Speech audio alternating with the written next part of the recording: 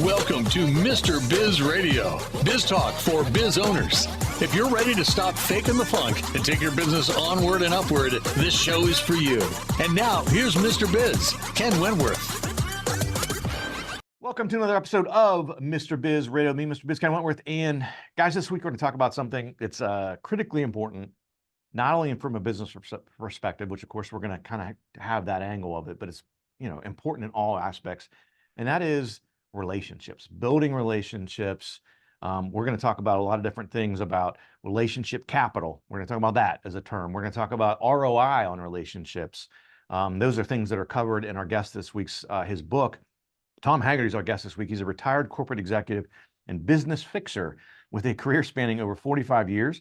He has made presentations at numerous public and private events, written articles and op-ed pieces, and has been interviewed by a variety of print publications and electronic media outlets. He is a dad, a papa, and the author of The Business of Relationships, in that order. Tom, welcome to Mr. Biz Radio. Thanks, Ken. It's a pleasure to be here. Thank you very much.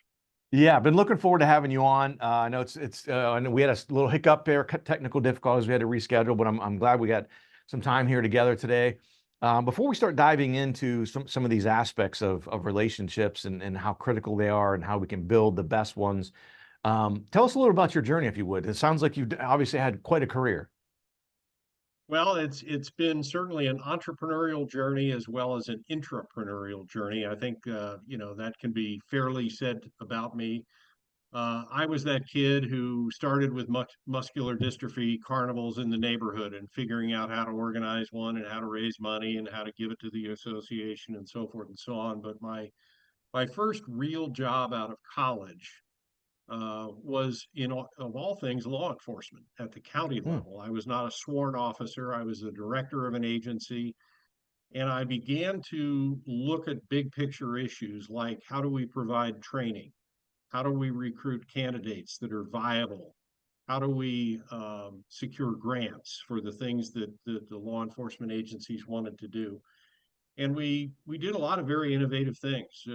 One of them was written up in People magazine. One of them resulted in me giving a speech at the International Association of Chiefs of Police convention. And it was just, I think I stand justifiably accused of being a process guy. So I'm always looking at how do we do things and what's next or what's better, and frankly, stealing ideas from wherever the best ideas are.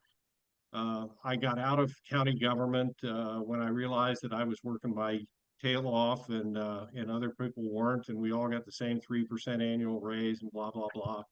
Went to work for General Electric in the Jack Welch era, so I'm very much attached to that, regardless of the revisionist history around Jack. That was a company to be proud of in the 80s and 90s, and I was fortunate to be there. And again, saw some opportunities in how we deal with vendors, how we deal with customers, and instituted some things that, were innovative at the time. That was my first corporate rescue. We had a vendor that was single source for us. And here's a company that is notifying us they're going out of business. My idea was, why don't we become the debtor in possession? By the way, that puts Pratt and Whitney second in line to GE. It puts a number of other competitors second in line. But we ponied up some dough and a lot of dough to get them out of trouble. And I was literally there with one of my associates every week for updates and on the phone constantly, making sure this thing worked, because one of the senior VPs told us when we proposed the idea, he said, all I can tell you is, fellas, you better be right.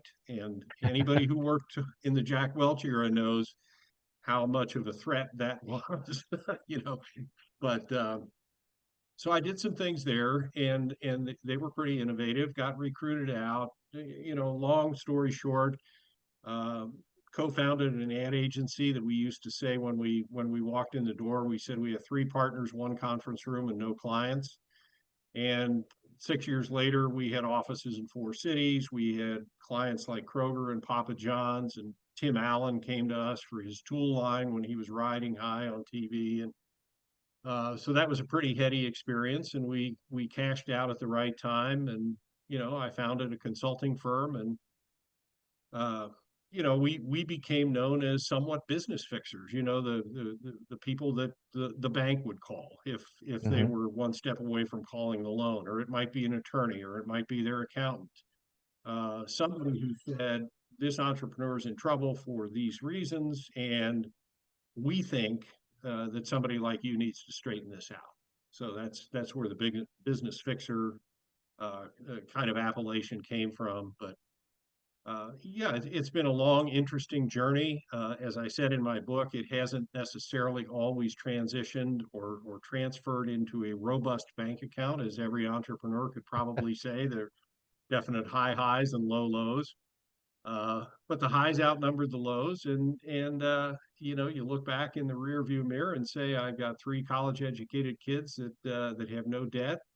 Um, 2 of them are working for some big name investment banks and doing wonderful things there. And you say, well, mom and I did something right, so good for us. But Yeah. that's kind of the nuts and bolts of the journey. And like I said, there was a lot of opportunity for me to, I hate the term think out of the box, but for lack of a better phrase, right Hmm. now, that's something that I was accorded in my career. I was and I think for any entrepreneur, you have to be given the runway, so to speak. Somebody Hmm. has to say, I like the idea. It's never me. It's never just me. It's somebody else saying, wow, I wouldn't have thought of that. Why don't you take it and run with it? So I had a lot of good mentors, good advisors, good confidants, and was just really blessed with great people around me that worked with me, and great people around me that I worked with. So it's been a fun ride. Well, it's funny. You mentioned the Jack Welch era and getting to work at GE during that time, and I had a very similar experience working at JP Morgan under Jamie Dimon, and very similar things. I used to always joke that he was my mentor that didn't know he was my mentor. A lot of good things that I learned from him and his ways of doing things. What's one thing, we've only got about a minute left to hear or so, but what's one thing that you pulled, Tom, from your days at GE that have really helped you throughout the rest of your career? I think clearly is something that was said to me by one of the senior executives there, and I took it to heart. I asked him what it was about his career that he wished he could change, and he said, "I wish I would have done everything faster." Mm, And that really embedded itself into me, that there is oftentimes no substitute for just being dedicated to moving forward and doing it now versus ruminating over it for weeks, months, years till somebody else has the better idea. So, yeah, yeah, I yeah, wish I would have done everything faster. Really yeah. resonated with me. That's great advice. I love that because again, like you said, a lot of times people they wait for the perfect moment. They wait for the perfect time. They overanalyze the heck out of things, and like we don't quite have the every T crossed and every I dotted. And it's like, well, sometimes you just got to move and figure out that, well, shit, there were 5 T's that I didn't even know we had to cross. That if I'd have waited, I would have never even known either. So, guys, we're going to break here again. We're talking with Tom Hagerty. You can find out more on his website. We'll put it out on the show notes as well, thetomhagerty.com. You can also follow him on LinkedIn and come back after the break on Mr. Biz Radio. If you would like to reach hundreds of thousands of business owners every week, Mr. Biz Radio can help. Our show airs globally 7 days a week for more than 25 hours across several internet radio stations, plus 20 plus podcast platforms. Also, video exposure on the new exclusive Mr. Biz Network streaming channel, which gets blasted to 100 plus streaming platforms, and the Mr. Biz YouTube channel, and our 350,000 social media followers multiple times every week. Join Mr. Biz Nation as an advertiser by emailing us at info@MrBizSolutions.com. Attention, Mr. Biz Nation. We have an exclusive offer just for you. Get lifetime access to scarcity countdown timers and logic links for only $69.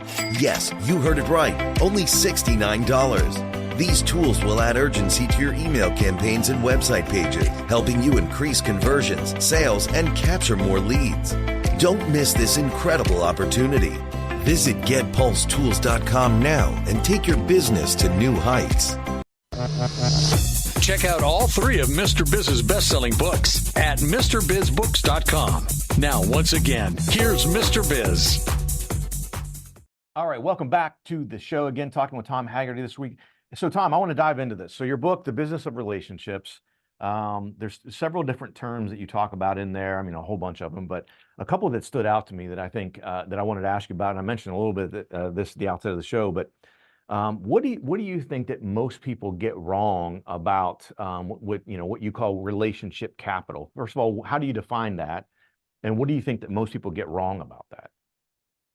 Well, I think it's really 2 things. One is that people view relationships as transactional, as impermanent, as conditional, and that can't be farther from the truth. I think if you are going to be in a relationship with someone, whether it be in the workplace, whether it be in the family, whether it be neighbors, friends, golf partners, spouse, kids, it has to be a situation where that capital is something that you nurture and preserve like you would if it was money. It's something to be guarded. It's something to be used wisely. It's something to be invested, and so I think the transactional or conditional nature of relationships is one failure that we have. I think the other failure in business is the lack of awareness many times of the impact of poor relationships. I mean, there's study after study. I read one the other day that talked about the quote unquote asshole boss, that's out there, and what is the impact of that in terms of productivity, and the particular Gallup poll that did the study said that there were nurses who were looked at as, this boss that was overbearing, and a number of them like that. And they said what that resulted in was lower patients seen for less time, less shifts worked, meaning higher absenteeism. So, it's a downstream impact that if you say that relationships in business per se are not important, they're critical. And there's some other stats that I could throw around to you about productivity and about lost dollars. $8 trillion a year is what's estimated by Gallup in terms of lost productivity. So it's significant. I think there's some real blind spots there. Yeah, no, I agree with that 100%. I had my notes here. I mean, some of the things you mentioned, again, not only the $8 trillion problem, but, things like, kind of things you're alluding to, the quiet quitting, the workplace ghosting. I love this one, bare minimum Mondays. Isn't that something? We've actually got a name for not working on Monday. Right. It's crazy. But I think it's not just the younger generation. I had occasion yesterday to go back to a place that I had worked some time ago, and basically to see some people off. There were a couple of people retiring, and I got one of those text messages, "Hey, if you're interested, this is what's happening." And I went in, and to see the environment be degraded in that way, where it was just the disappointment or the lack of motivation or the lack of excitement was palpable. And you say it really doesn't have to be that way. And it's not a young people's problem. These are people that have been with the company for 20, 30 years maybe. And I think, we're really in danger in this country, certainly, but in some others as well. But I think we're really in danger of losing the competitive edge because we lose the ability to relate to one another and to respect one another and to have integrity or have a sense of perspective. Some of the qualities that I cited in the book that are essential to good relationships. So I got to ask this one, because this hits home for me, and it made me think of it as you were talking there, Tom. So when I was at JP Morgan, one of the things I used to always tell, at least the people that reported to me, is that you will almost never see me, and this is going to sound completely counter to what we just talked about, you will almost never see me break up a hallway conversation. And what I mean by that, as long as people are getting their jobs done and all that kind of stuff, I had a couple of people I had this woman who worked for me who was a fantastic employee. She was a chatty Cathy like there's no tomorrow, but she just worked longer. She would just work on, she made sure she got her stuff done. She never missed a deadline. She was always on time. The biggest concern was how to have other people manage her, right? When she comes in their cubicle and she's, burning their ears off, how to manage that. But I always thought as well, I mean, productivity, obviously critically important in any business, but I also place value in the relationships the employees had with each other. So, and again, not that I want, what was it called? Bare minimum Mondays. But when you come in on Monday and you go, hey, your son Todd had a soccer tournament this week in Maryland. How'd that go? I wasn't the guy standing over there going, oh, hey guys, we got things to do. Now, if there was a deadline looming, of course, then I'm going to say, hey, can we pick this up later? Like, we really got to get this done by 2:00, whatever. But I also think because of people understood how my management style with that I never had to do that. They knew when it was time to go, it was time to go. And so I guess what I'm a long way of asking this, Tom, is, how do you balance that, right? Having people build those interpersonal relationships with each other, because I think you work much better together. They work much better together, but also not at the cost of, a huge productivity loss. Yep. I would say, Ken, there's two things that I stress certainly in my career. It sounds like we had similar outlooks on our employees, our associates, colleagues, and so forth. I think number one, it's incumbent upon the boss, you in this case, to be transparent. You communicate effectively without a lot of histrionics, without a lot of fireworks, that we have these deadlines we must meet, clients are expecting it, et cetera, and people will rally around that if you're honest with you, if you're transparent, And I think the second thing is respect. These are professionals. I didn't work in a factory, neither did you. There wasn't a time clock, there wasn't a pieces per hour criteria, if you will. These are knowledge workers, and you know who you can trust, and you establish that trust with them, and you give them respect, and it makes the job easy. I mean, the personal side of things becomes almost as transparent as the boss. That we communicate effectively with each other, we communicate honestly, we are timely, we respect each other, and that's just the way business is done. And I think too often knowledge workers are managed in such a way that you'd almost say, well, there must be a pieces per hour here somewhere. Somebody must be asking for 2 widgets instead of 1, per hour. And that's never the case. So I think we need to be a lot smarter with, us in management about being more transparent and being more effective and professional in our communications. And I think everything else follows from that. Yeah, I love that. Yeah, I think we did have a similar philosophy, and I always made sure we would go out once a month, the whole team, at least here in Columbus. I had teams in other cities as well that would do this, but once a month we would go out. If there was anyone had a birthday on the team, we'd go out for lunch, and we'd go out for like a 2-hour lunch, and I paid for it. We all went out and just had fun for 2 hours. No one's going, oh man, we got to get back. Like, my boss in New York knew, like, this is birthday lunch day. Everyone's going to be gone for 2 hours. And we would go out for happy hour, like maybe once a quarter. There weren't as many happy hour type people in the group towards the end of my time there. But I thought the things were important for people to build those interpersonal relationships. We're going to hit another break here, guys. Again, thetomhagerty.com. Come back. We're going to talk more about how do you recover or rebuild a bad relationship. How would you like to have direct access to Mr. Biz to help you run your business more profitably and more efficiently? At MrBizSolutions.com, you get live access to not only Mr. Biz, but also several of his hand-picked and trusted business experts, each with 20-plus years of experience to help you optimally manage and grow your business. That's just the start of where Mr. Biz Solutions begins. Learn more at MrBizSolutions.com. That's MrBizSolutions.com. Attention, Mr. Biz Nation. We have an exclusive offer just for you. Get lifetime access to scarcity countdown timers and logic links for only $69. Yes, you heard it right. Only $69. These tools will add urgency to your email campaigns and website pages, helping you increase conversions, sales, and capture more leads. Don't miss this incredible opportunity. Visit getpulsetools.com now and take your business to new heights.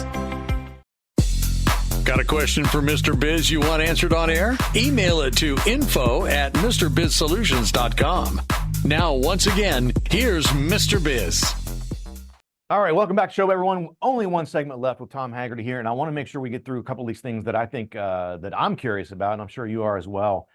You write in the book, Tom, about the ROI on relationships. If you would, please explain to us what you mean by that and how to, sort of optimize that. Well, as we all know, ROI, return on investment, I think in the concept of the relationship, the way I write about that and the way I feel about that is that this is a situation where two parties are coming together knowing that they have a sense of perspective in the relationship, that there is a degree of honesty, a high degree of honesty, integrity, respect. There is a sense of risk. There's a sense of change. And all of these things together, including, other things like humility and resilience and those characteristics, the 12 that I cite in the book that go into a relationship, when those are in full operation, it is going to return to the parties a great relationship because of those qualities being fulfilled. So it is the investment you put into it. It is talking about the tough stuff. It is prioritizing the things that aren't necessarily pleasant all the time. It is having a sense of fun. It is having a sense of priority, as I said before, or perspective. So I think those kind of things speak to me about if you do them, then the investment will yield returns. There will be the ROI that you would hope for. And that's true for me, Ken, in so many ways. This is a business program, but I want to emphasize again how damaging poor relationships are, not just to business, but one of the things that shocked me that I came across was that in America today, this is the richest, most powerful, most democratic country, the beacon, so to speak, for many, many societies around the world. But yet our kids are 3 times more likely to grow up in a single parent household than the worldwide average. And you say, how is that even possible? What did we get wrong there? And I think that, to me, you can call it collateral damage, but being a parent myself, I don't view kids as collateral damage. I view that as primal. And you say, if this society is failing its children to that degree, that is a hell of an indictment on this country, and something just has to change. 100%. I mean, and to your point, taking that a step further, what does that mean for 50 years from now, 100 years from now? Because, unless something changes, I mean, a lot of times, I think people raise their kids a lot of times the way they were raised. And so if we've raised a generation of children in this manner, how are they going to raise their kids? Probably in a very similar way, unless there's a change made. And so, what does that mean like for the future of this country, 50, 100 years from now? Well, you see what happened in Japan, the low birth rate, which was over generations, is now causing an aging, top-heavy society, and they're in trouble. And I think we're headed the same way. I mean, there's survey after survey that is talking about young people that are not getting married, or they're getting married very late, or they're getting married not only very late, but with no intention of having children.